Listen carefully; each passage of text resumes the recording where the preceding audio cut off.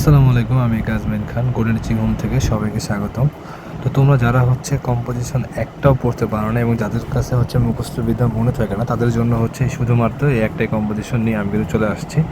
যারা এখন জাগনা আছো রাতে বা সকালবেলা উঠেও চাইলে পড়তে পারবা মাত্র 1 ঘন্টাতে। এত ইজিতে কিন্তু তুমি চাইলে তোমার কালকে যেই কম্পোজিশন আসো তুমি শুধুমাত্র এই কম্পোজিশনটা লিখে আসবা। তোমাকে অবশ্যই 12 থেকে 15 মার্ক কিন্তু ওনারা দিয়ে দিবে।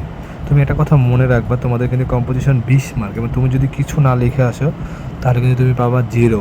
এর চাইতে ভালো তোমার কিছু লিখে আসা ভালো। তো এই যে কম্পোজিশনটা আছে সেটা তোমার গুড সাইডের উপর ভিত্তি করে বানানো।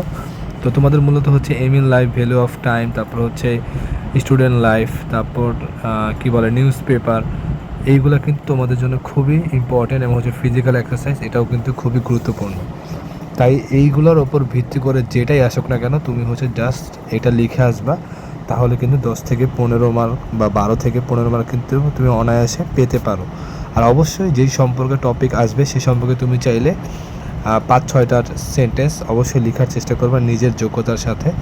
তো ওইভাবে লিখলে তোমার জন্য বেশি বেটার, কারণ ওনারা কিন্তু প্রথম 1 থেকে 2 লাইন এগুলো কিন্তু পড়ে এবং দেখে।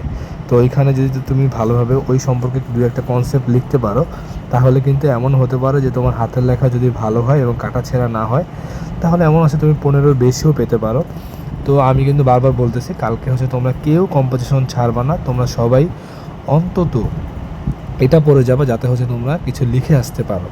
হ্যাঁ, তো এখন দেখো আমি কম্পোজিশন নেম দিয়ে দিয়েছি। এইখানে যদি যেই কম্পোজিশন আসুক সেটা হইতে পারে, দেখো এখানে আমি দিয়ে দিচ্ছি, ধরো এডুকেশন হইতে পারে, ফিমেল এডুকেশন হইতে পারে, স্টুডেন্ট লাইফ হইতে পারে, যেটা হবে না কেন তুমি ওইটা কিন্তু এসএনের জায়গায় লিখে দিবা। হ্যাঁ, শুধুমাত্র এসএনের জায়গায়। দেখো আমি এখানে কিন্তু we can not think hour education life, এখানে আমি এডুকেশন লাইফ লিখছি। তো তুমি এডুকেশন লিখবা না, এডুকেশন জায়গায় তোমার যেটা আসবে সেটা তুমি লিখবা, ঠিক আছে? তো এখানে দেখো সব জায়গায় যেখানে এসএন দেওয়া আছে ওইখানে কিন্তু তুমি তোমার যেটা আসবে, ধরো তোমার স্টুডেন্ট লাইফ আসলো বা নিউজ পেপার আসলো, তারপর যেটাই আসুক না কেন সেটা তুমি কিন্তু ওই এসএনের জায়গায় কিন্তু তুমি লিখে দেবে। আর তুমি যদি এভাবে লিখো, অন্তত তুমি 0 মার্কের চাইতে যে কোনো একটা নাম্বার পেতে পারো। সহজে এটা নাম্বার ধর 20 মার্ক, যেহেতু কম্পোজিশন তো অনেকে যেহেতু পড়তে পারো নি, তাদের জন্য এটা সহজে বানানো এবং যাতে তোমরা কালকে কিছু হলেও নাম্বার পাও, 12 থেকে 15 মতো জানি পাও, সেই জন্য কিন্তু এটা বানানো এবং এটা কিন্তু আমাদের ইউটিউবেও ছাড়া আছে। তো ভাবলাম যে আবার যদি তোমাদেরকে দেই বা তোমাদের জন্য সহায়তা হয়, যার জন্য আমি আবার ফেসবুকে এটা আপলোড করলাম। তো তোমরা কিন্তু আবার বলতেছি, কম্পোজিশন নামের জায়গায় যেই কম্পোজিশন আসবে সেটা লিখে দিবা।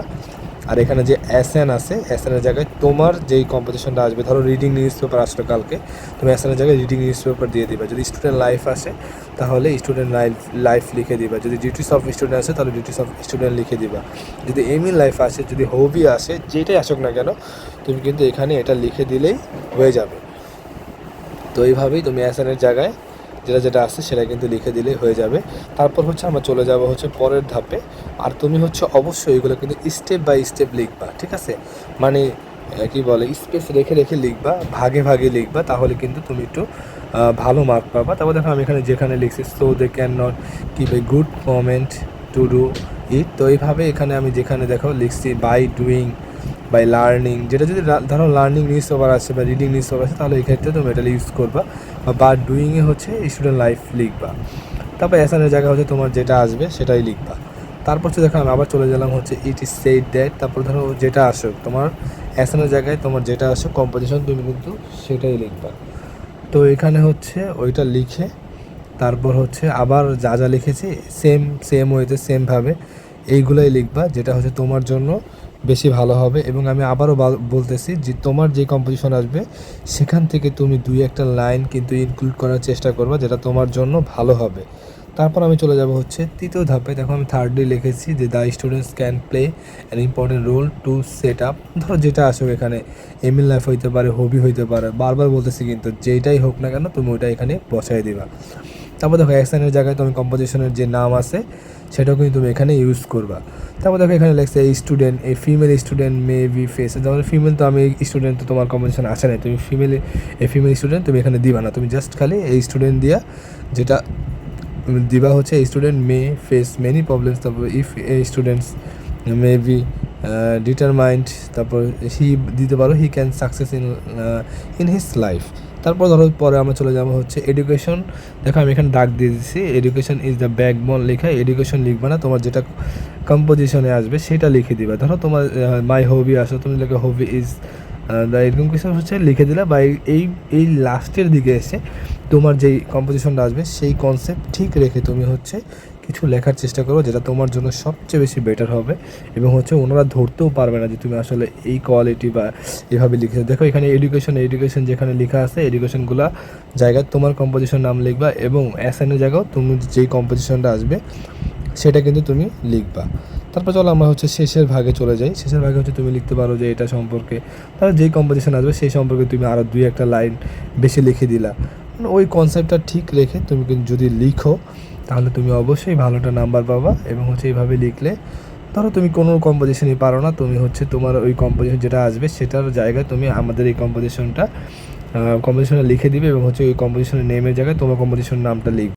তাহলে দেখবা যে তোমাদের জন্য অনেক ভালো হবে। এবং হচ্ছে তোমরা যদি এভাবে লিখো এবং সাথে যদি তোমাদের যে কম্পোজিশন আসবে সেটার সাথে কনসেপ্ট ঠিক রেখে যদি ভালো কিছু পয়েন্ট বা ভালো কিছু তথ্য দিতে পারো তাহলে তোমাদের জন্য খুবই ভালো হবে। এবং বানায় তুমি চেষ্টা করবা, ভাই সেন্টেন্স ভুল হোক, এটা হচ্ছে বোর্ড খাতা, তোমার খাতা কিন্তু এত যাচাই বাছাই করে দেখবে না।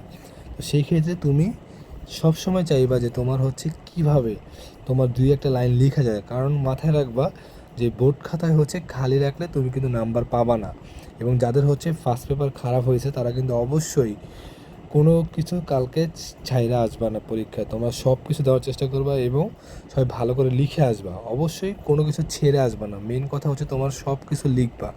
আগে তোমার অ্যাপ্লিকেশন আসুক, লেটার আসুক বা হচ্ছে ইমেল আসুক, ওইখান থেকে তো যে কোনো ফরম্যাট আমি দিয়ে দিচ্ছি, সেইগুলো দেখে নিও, সেইগুলো পড়বা, সাথে হচ্ছে এই কম্পোজিশনটা অবশ্যই লিখবা।